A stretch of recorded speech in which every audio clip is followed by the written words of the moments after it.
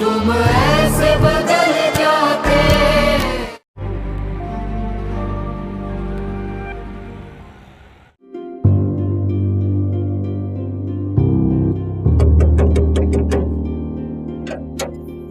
जी नहीं, वो तो 2 दिन से बाहर गए हैं।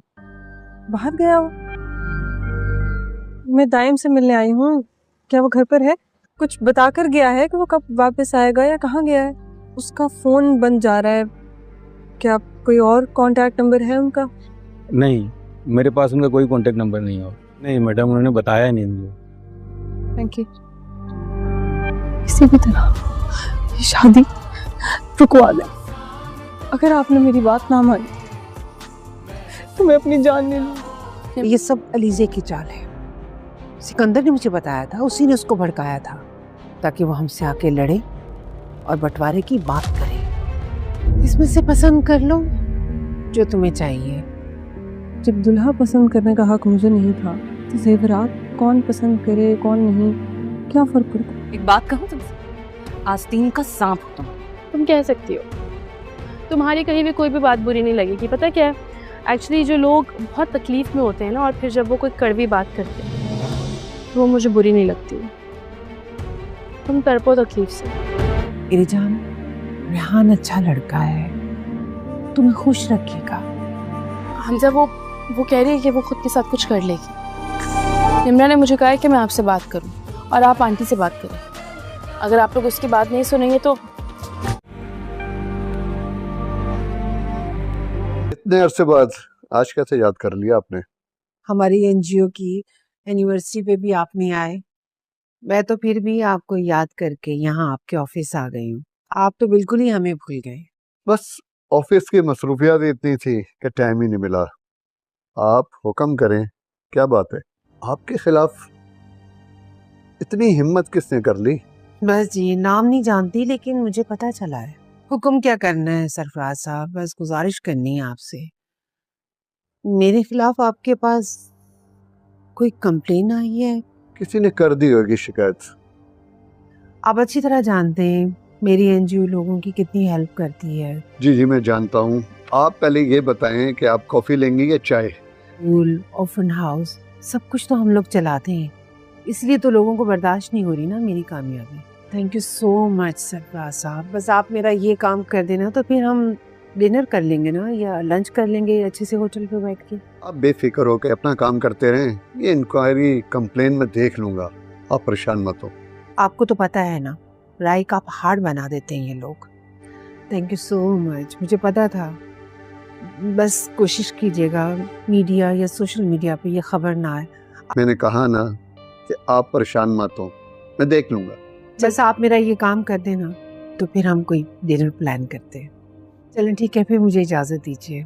अरे बैठे तो सही, इतने अरसे बाद आए हैं। चलें। Thank you so much. Okay जी, अल्लाह हाफिज़। दाइम कहाँ?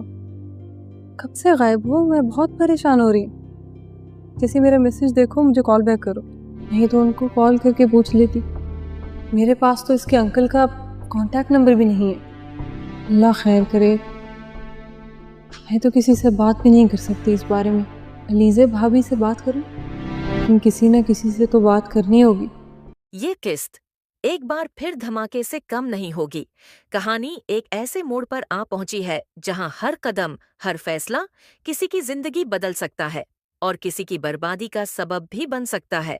सबसे पहले वो लम्हा जो सबको हिलाकर रख देगा, नम्रा की हमल की खबर। निकाह की कर्सी पर बैठी नम्रा जब अचानक बेहोश होती है तो कोई अंदाजा भी नहीं कर सकता था कि हकीकत इतनी भारी होगी। अस्पताल में डॉक्टर की ज़बानी जब अरमीना बेगम सुनती हैं कि मुबारक हो, आपकी बेटी माँ बनने वाली है, तो उनकी दुनिया एकदम तारिक हो जाती है। क्योंकि न निकाह हुआ न रस्म, फिर ये सब कैसे? उन्हें फौरन अंदाजा हो जाता है कि नम्रा पहले ही दाइम के साथ निकाह कर चुकी है और अब उसके बच्चे की माँ भी बनने वाली है। उस खबर के साथ ही घर में एक ऐसी रसवाई का तूफान उठ खड़ा होता है जो सबके चेहरों से मासूमियत का पर्दा हटा देता है। एक तरफ रिहान की बारात दरवाजे पर मौजूद है और दूसरी तरफ नम्रा की हकीकत सबके सामने आ चुकी है। अरमीना बेगम का दिल अंदर से टूट रहा है, मगर गुस्सा इतना शदीद कि वो नम्रा पर हाथ भी उठा देती हैं। उनके लिए ये सिर्फ बेटी की नाफरमानी नहीं, बल्कि खानदान की इज्जत का सवाल बन चुका है। उधर रिहान की बारात इंतजार में है, मेहमान बेचैन हैं और घर के अंदर एक जंग सी छिड़ चुकी है। अरमीना बेगम को नहीं मालूम कि इस सूरत हाल को कैसे संभाला जाए। बारात वापस भेजें, नम्रा को बचाएं या सजा दें, या फिर दाइम को तलाश करें। मगर असल कमजोरी ये है कि दाइम गायब है। नम्रा उसके घर भी गई, दरवाजे खटखटाए, मगर दाइम कहीं नहीं मिला। कोई नहीं जानता कि वो कहाँ है, क्यों छिप गया, या क्या वो जानबूझकर दूर हुआ है। यही खामोशी नम्रा को अंदर तक चीर रही है। उसे लगने लगता है कि शायद दाइम भी उसे छोड़ गया है। और इस तन्हाई, इस खौफ, इस बेबसी में नम्रा मुकम्मल तौर पर, जज्बाती तौर पर टूट जाती है। वो कह चुकी है कि अगर ये जबरदस्ती का निकाह न रखा तो वो अपने आप के साथ कुछ बुरा कर लेगी। अलीज़े भी परेशान है, हमजा भी बेचैन है, मगर सब कुछ वक्त के खिलाफ दौड़ रहा है। उन्हीं लम्हों में इरमीना बेगम के दिल में पहली बार एक सवाल जन्म लेता है। क्या मैंने वाकई अपनी बेटी के साथ बहुत सख्ती की? क्या मेरी ज़द, मेरा गुस्सा, मेरा गुरूर नम्रा को इस हद तक ले आया कि वो अपनी जान की दुश्मन बन गई? यूं लगता है कि अरमीना बेगम के अंदर एक तब्दीली शुरू हो रही है। वो सोच रही हैं, रो रही हैं, पछता रही हैं, क्योंकि जब हकीकत सामने आती है तो कभी कभी इंसान अपनी पूरी जिंदगी के फैसलों पर शक करने लगता है। और अब कहानी एक ऐसे मोड़ पर खड़ी है जहां नम्रा की जिंदगी, उसका बच्चा, दाइम की वापसी और अरमीना बेगम की बदलती सोच, सब एक धमाकेदार किस्त का हिस्सा बनने जा रहे हैं। अगली किस्त सिर्फ ड्रामा नहीं, इंसानी रिश्तों, ज़द, मोहब्बत और सच्चाई की जंग दिखाएगी। ये किस्त एक बार फिर धमाके से कम नहीं होगी।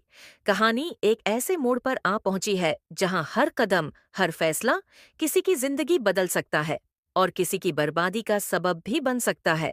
सबसे पहले वो लम्हा जो सबको हिलाकर रख देगा, नम्रा की हमल की खबर। निकाह की कर्सी पर बैठी नम्रा जब अचानक बेहोश होती है तो कोई अंदाजा भी नहीं कर सकता था कि हकीकत इतनी भारी होगी। अस्पताल में डॉक्टर की ज़बानी जब अरमीना बेगम सुनती हैं कि मुबारक हो, आपकी बेटी माँ बनने वाली है, तो उनकी दुनिया एकदम तारिक हो जाती है। क्योंकि न निकाह हुआ, न रस्म, फिर ये सब कैसे? उन्हें फौरन अंदाजा हो जाता है कि नम्रा पहले ही दाइम के साथ निकाह कर चुकी है और अब उसके बच्चे की माँ भी बनने वाली है। उस खबर के साथ ही घर में एक ऐसी रसवाई का तूफान उठ खड़ा होता है जो सबके चेहरों से मासूमियत का पर्दा हटा देता है। एक तरफ रिहान की बारात दरवाजे पर मौजूद है और दूसरी तरफ नम्रा की हकीकत सबके सामने आ चुकी है।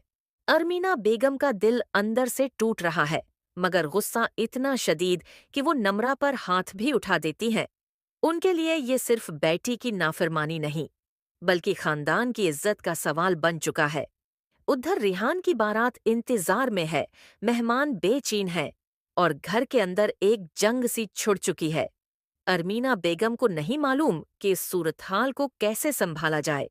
बारात वापस भेजें, नम्रा को बचाएं या सजा दें, या फिर दाइम को तलाश करें। मगर असल कमजोरी ये है कि दाइम गायब है। नम्रा उसके घर भी गई, दरवाजे खटखटाए, मगर दाइम कहीं नहीं मिला। कोई नहीं जानता कि वो कहाँ है, क्यों छिप गया, या क्या वो जानबूझकर दूर हुआ है। यही खामोशी नम्रा को अंदर तक चीर रही है। उसे लगने लगता है कि शायद दाइम भी उसे छोड़ गया है। और इस तन्हाई, इस खौफ, इस बेबसी में नम्रा मुकम्मल तौर पर, जज्बाती तौर पर टूट जाती है। वो कह चुकी है कि अगर ये जबरदस्ती का निकाह न रखा तो वो अपने आप के साथ कुछ बुरा कर लेगी। अलीज़े भी परेशान है, हमजा भी बेचैन है, मगर सब कुछ वक्त के खिलाफ दौड़ रहा है। उन्हीं लम्हों में इरमीना बेगम के दिल में पहली बार एक सवाल जन्म लेता है। क्या मैंने वाकई अपनी बेटी के साथ बहुत सख्ती की? क्या मेरी ज़द, मेरा गुस्सा, मेरा गुरूर नम्रा को इस हद तक ले आया कि वो अपनी जान की दुश्मन बन गई? यूं लगता है कि अरमीना बेगम के अंदर एक तब्दीली शुरू हो रही है। वो सोच रही हैं, रो रही हैं, पछता रही हैं, क्योंकि जब हकीकत सामने आती है तो कभी कभी इंसान अपनी पूरी जिंदगी के फैसलों पर शक करने लगता है।